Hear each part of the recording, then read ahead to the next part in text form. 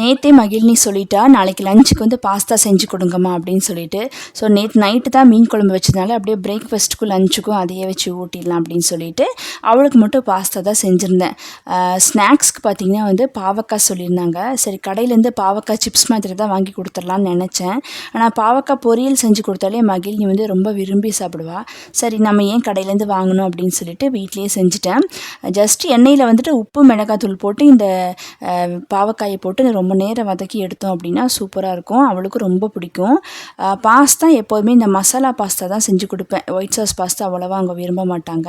So எண்ணெயில் வெங்காயம், வீட்டு குழம்பு மிளகாத்தூள், அது கூட வந்து தனி மிளகாத்தூள், கரம் மசாலா, ஒரு தக்காளி சேர்த்து நல்லா வதக்கிட்டு இது கூட வந்து முட்டையும் சேர்த்து நல்லா வெந்ததுக்கு பின்னாடி வந்து நம்ம வேக வச்சுருக்க பாஸ்தாவையும் சேர்த்து நல்லா மிக்ஸ் பண்ணிக்கணும். இன்றைக்கி சூப்பராக இருக்கும், ட்ரை பண்ணி பாருங்கள். ஸோ எல்லாமே பேக் பண்ணி ஸ்கூலுக்கு அனுப்பி விட்டாச்சு. பாய்.